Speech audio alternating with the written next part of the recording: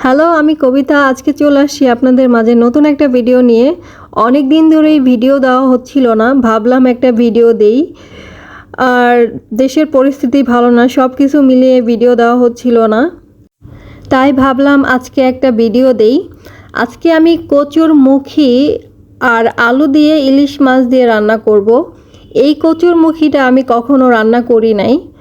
এমনি যে কচুর কি বলে ডাটা এবং যে মুখী নিচে যে ইয়াটা থাকে গাছের মতো, কচুর গাছ বলে ওটাকে, ওটা রান্না করেছি, কিন্তু এটা কখনো আমার রান্না করা হয়নি। এটা ফার্স্ট টাইম। আমি জানি না এটা গলা কতটা ধরবে কতটা ধরবে না, আমার আইডিয়া নাই। তারপর আমি নর্মালি কচু যেভাবে রান্না করি ওভাবেই করব। যা বলতেছিলাম আর কি, দেশের পরিস্থিতি অতটা ভালো না। আপনারা সবাই ভালো আছেন তো? আমিও ভালো আছি, সব সময় ভালো থাকার চেষ্টা করি আর কি। ভালো একটা মানুষ তো সব সময় ভালো থাকতে পারে না, তো সব মানুষই ভালো থাকার চেষ্টা করে। আমার মতে ভালো থাকার চেষ্টা করা মানেই ভালো থাকা। তো দেশে যে লুটপাট শুরু হয়েছে, ডাকাতি শুরু হয়েছে, এগুলো থেকে সেফ থাকবেন, আপনারা সাবধানে থাকবেন। অনেক দিন ধরেই ভিডিও দিচ্ছি না নতুন বাসায় আসার পর থেকে, কারণ আমার পরীক্ষার রুটিন দিয়ে দিয়েছিল। কিন্তু এই আন্দোলন, ছাত্রদের আন্দোলন সব মিলে পরীক্ষা হচ্ছিল না। পড়ালেখা করতেছিলাম, মানে বুঝতে পারতেছিলাম না পরীক্ষা আদৌ হবে কি হবে না, সব কিছু মিলায় মানে একটা কনফিউজ হয়ে গেছি কি, এখনও হয়ে আছি কনফিউজড যে কবে পরীক্ষা শুরু হবে, কি হবে না হবে বুঝতেছি না। তারপরও ছাত্ররা বিজয়ী হয়েছে, এটাই আমার কাছে অনেক। তাই এখন দেশের অবস্থা ভালো না, ডাকাতি হচ্ছে বিভিন্ন এলাকায়। তো সব কিছু শান্ত হয়ে যাক, শান্তিপূর্ণ হয়ে যাক, তারপরে আমাদের পরীক্ষা না হয় আস্তে ধীরে হোক, সমস্যা নেই। তো ভাবলাম আর কতদিন বসে থাকবো, এখন না হয় ভিডিও দেই, কারণ আমার চ্যানেলটা এমনিতেই নতুন, ভিডিও না দিলে সমস্যা হবে। আর আজকে আমি একটা মহা চ্যালেঞ্জে নেমেছি, চাকু দিয়ে আজকে আমি ইলিশ মাছ কাটার জন্য নামছি। আমি এর আগে কখনো চাকু দিয়ে মাছ কাটি নাই, ভাবা যায়? আমি আজকে চাকু দিয়ে মাছ কাটতে যে আমার অবস্থা মানে হযবরল হয়ে গেছে। আমি বুঝতে পারতেছিলাম না যে মাঝপথ থেকে পালিয়ে যাব কি না।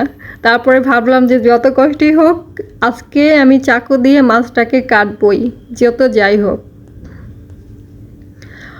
বটি দিয়ে কাটতে বেশি সময় লাগে না, কিন্তু চাকু দিয়ে আমার মাছটা কাটতে অনেক সময় লাগছে। এইটুকু একটা মাছের মধ্যে এত বড় একটা ডিম হয়েছে, ভাবা যায়? মাছটা কিন্তু বেশি বড় না। আর এই মাছটা মানে ডিম হওয়ার কারণে আমার কাছে মনে হচ্ছে যে ভালো হবে না, কারণ মাছের মধ্যে ডিম হয়ে গেলে মাছের টেস্ট কমে যায়।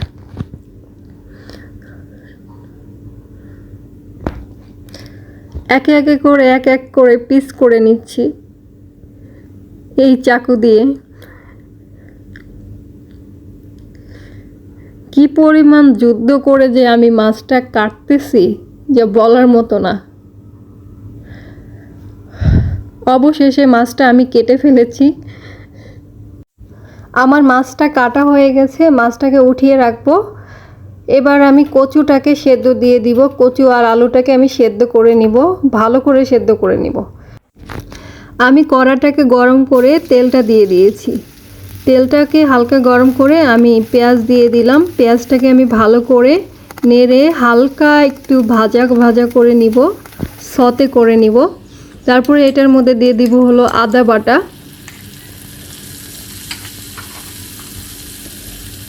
এখন দিয়ে দিব হলো রসুন বাটা, দিয়ে দেব ধনিয়া গুঁড়া, হলুদ গুঁড়া আর মরিচের গুঁড়া। এখন এটাকে আমি একটু নেড়ে নিব। নেড়ে এটার মধ্যে আমি হালকা পানি দিয়ে দিব কষানোর জন্য। আমি মশলাটাকে একটু ভালো করে কষিয়ে তারপর এটার মধ্যে আমার মশলাটা অনেকটা কষানো হয়ে গেছে, এরপর আমি দিয়ে দেব এটার মধ্যে মাছ। একে একে সব মাছগুলো আমি দিয়ে দিব।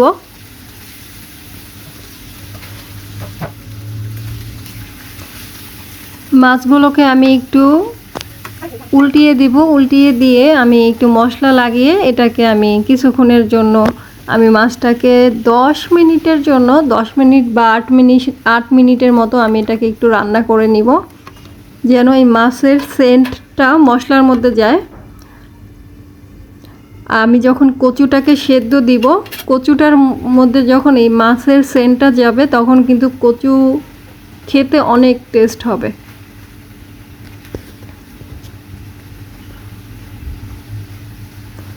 মাছটাকে আমি উল্টিয়ে দিলাম। মাছটা হয়ে গেছে, এখন আমি মাছটাকে উঠিয়ে নিব। এবার আমি দিয়ে দিব আমি যে কচু আর আলুটা সেদ্ধ করে রেখেছিলাম ওটাকে দিয়ে আমি আবার এটাকে ভালো করে আমি কষিয়ে নিব। আমি কচুটাকে অনেক ভালো করে কষিয়ে নেব যেন মশলাটা প্রপার এই কচুটার মধ্যে ঢুকতে পারে, তবেই না তরকারি খেতে মজা লাগবে। দিয়ে দিলাম পানি, পানিটা ফুটে উঠেছে। এবার আমি মাছ দিয়ে দিব একে একে।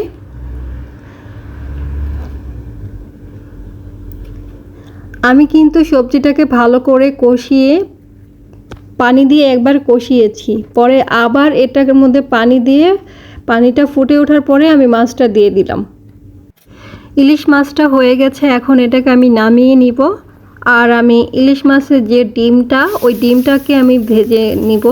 আমার ইলিশ মাছের ডিম খেতে অনেক ভালো লাগে। কার কার আমার মতো ইলিশ মাছের ডিম খেতে ভালো লাগে? আমার মনে হয় বেশিরভাগ মানুষই ইলিশ মাছের ডিম খেতে ভালোবাসেন, বিশেষ করে বাঙালি যারা।